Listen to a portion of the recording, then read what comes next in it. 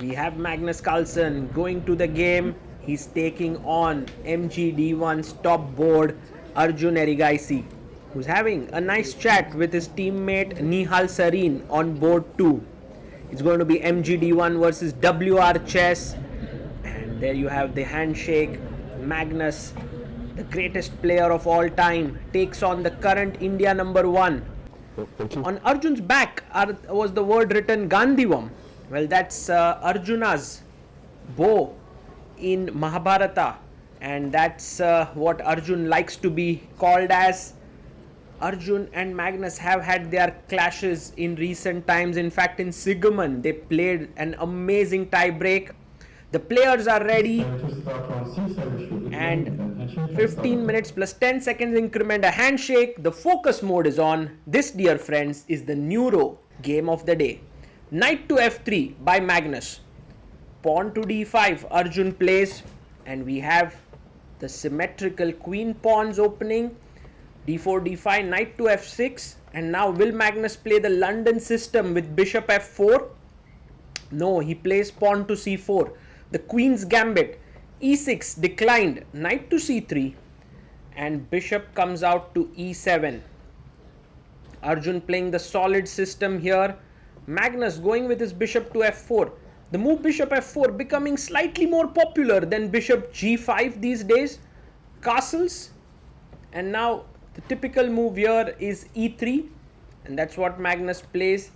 And Arjun can go b6, knight d7, but he goes for the main move c5. Magnus takes, and now bishop c5 is by far the main move, but Arjun plays knight c6, slightly lesser played, which puts Magnus in the thinking mode there. You can see Magnus now coming forward a little, trying to think, because he may not be well prepared for this variation.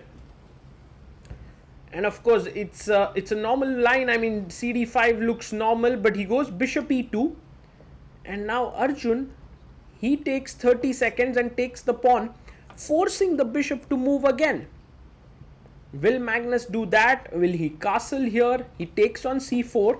If Arjun trades the queens, then rook takes d1 is normal, and so Arjun here goes bishop to c5. Now Magnus, we all know, loves endgame, so he could very well take the queens, but actually that endgame should be roundabout even. He castles here, and Arjun's main problem is the bishop on c8. If he can play b6, bb7, he should be fine. Knight to h5. Now, through some transpositions, bishop g5 is the move played by Ding against Gukesh in their 10th game of the World Championship match. But queen e2 is what Magnus plays. He tries to improve upon what Ding did, but Arjun quickly chops off the bishop. E takes f4, and suddenly we have an imbalance on the board. Black has the bishop pair. But what do you do with the bishop pair if they are not active? So you need to activate them. That's what Arjun does. He goes b6. He's ready to play bishop b7 and put the two bishops on these long diagonals. Rook d1 attacking the queen. Now the queen has to move. Can go to c7 or e7. But on c7 can get hit by knight to b5, so goes to e7 here. And now a3, b4 is one idea. He goes knight e4 and attacks the bishop. I guess there's no way to keep the bishop pair now, so bishop b7 does make sense. And that's what Arjun does. He plays his bishop to b7. And Magnus now can take the bishop on c5. He takes it. You don't want to be taking with the pawn and ruining your structure. So queen takes c5 taken. And now rook to d7 is met with bishop c8, kicking the rook back. So that's the reason why knight g5 is played, eyeing the h7, e6, f7 and this entire structure. So you have to tread carefully here. Knight d4. Arjun comes in. He's like, okay, this was the square the knight was controlling. I now attack your queen. Queen d3, attacking the knight, threatening mate in 1. So knight f5, quickly played there by Arjun. Look at the timings on the clock. 6 minutes for Arjun, 4 minutes for Magnus. Rook e1. He brings his rook, and now queen c6, threatening a mate, is a nice little move. And that's exactly what Arjun plays. Queen to c6. Now you must come back with the knight, knight f3. But Magnus goes f3, slightly weakening this diagonal. And Arjun here is ready with his move. Bishop b5, bishop takes e6, taken. Wow! And look at that, Arjun is a bit surprised there. I mean, he has to take the bishop. By the way, Arjun's move was amazing. Bishop b5, queen b6, king h1, rook d8, followed by h6, and then knight d4 and knight e3. All of these are problems, which is why Magnus just simply snatched the pawn, and he took it so quickly that Arjun is a bit shocked here. He takes, and now knight takes e6, attacking the rook.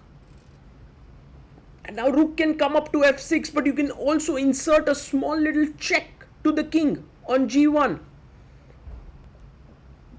Man, Magnus has sacrificed a piece here and is putting so much pressure on Arjun. Okay, check. King f1 is not possible because of b4 and bishop a6. Beautiful. So he goes king h1. And now the rook comes up to f6, eyeing the knight on e6. Magnus comes back knight g5. He has the two rooks here. He also is threatening queen b3 check, h6. Arjun, unperturbed, plays this move. By the way, maybe slightly better was queen c6 as a move perhaps. But okay, this is not bad. h6, the knight is asked a question. Magnus trying to assess what are the possibilities. Rook e5 to attack here. No, he gives a check. King goes to h8, knight check. And now the king has to come up to h7. Knight comes to e5. Now threatening a massive fork on d7. So bishop c6 is the best move. And black keeps an advantage there after bishop c6. But Arjun here, well, he's down to 2 minutes. He takes full minute on the clock and plays rook d8. And now it's equalized because now knight d7 is an excellent move. Forking here, but I think Arjun has seen something more. Knight d7, takes, and maybe he wants to jump in with the queen, attacking the rook, threatening a check here. Oh my god, bishop on the long diagonal. So Magnus trying to see what is that he can do here. He goes knight d7, Arjun takes, and Magnus down to 18 seconds. Queen f2. Now very important to go rook g1. But Magnus is reaching out for the queen. That's a mistake. He goes queen d1. I mean, he wants to push rook e2. The bishop is hanging. The bishop has to, if it moves, Arjun is maybe rook d2 back.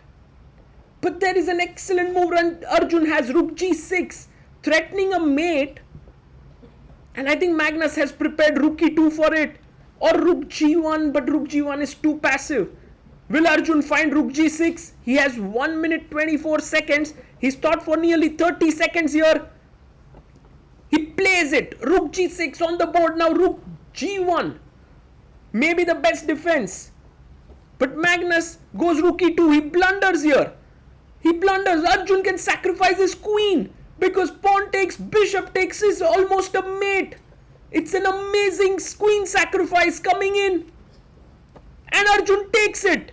Magnus is stunned. You can see there him shaking his head.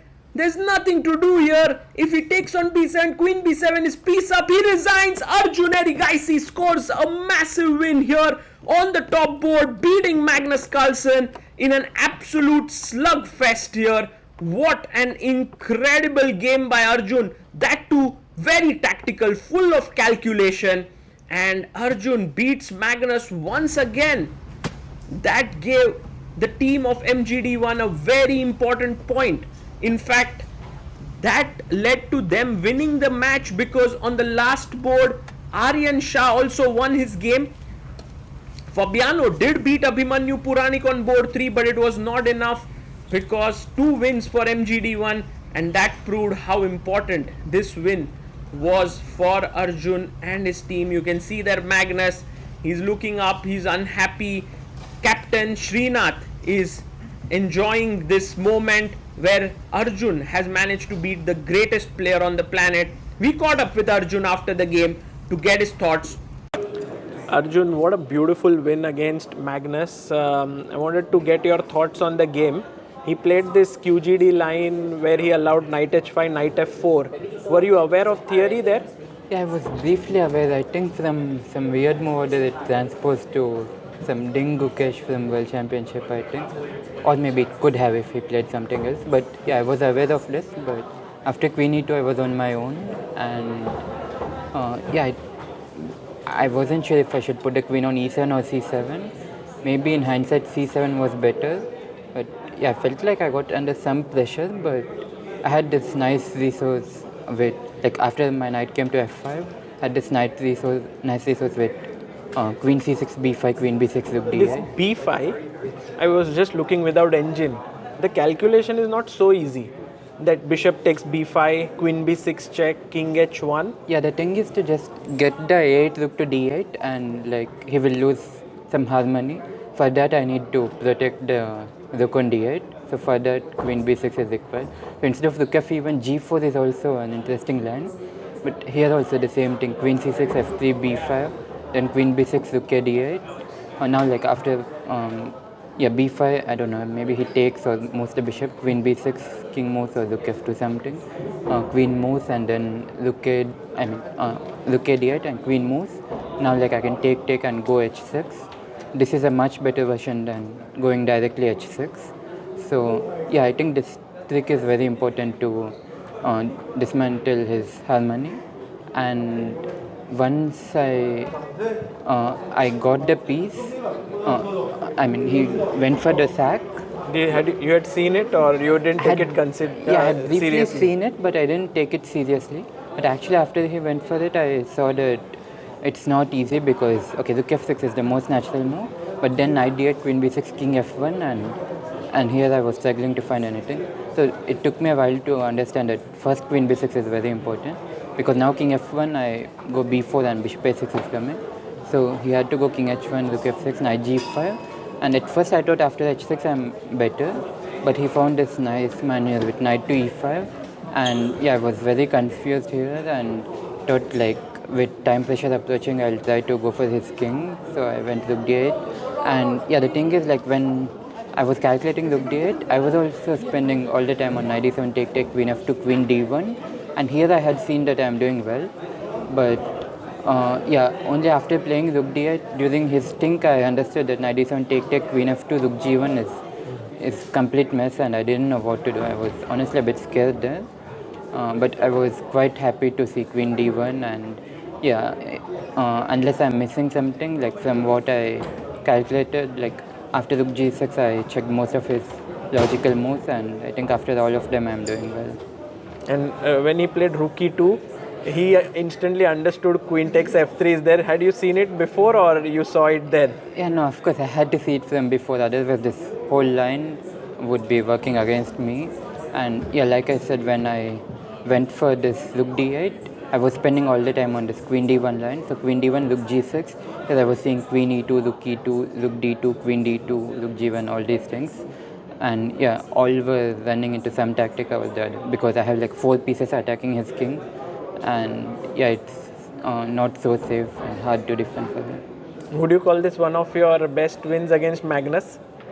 I haven't checked the whole game, like the quality, but yeah, like there were a lot of interesting lines, and I feel like we both found some good resources, and in the end, like he failed to find the final resource with rook g1. So yeah, it was an interesting game where I came out on top at the end.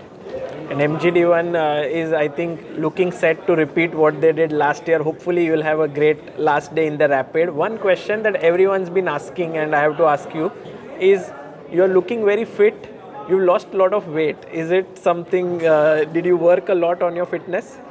Yeah, I started working more on my fitness than earlier. What are you doing? Anything that you can share? Gym. Gym. Wow. Okay, Arjun, thank you and good luck for tomorrow. Thank you.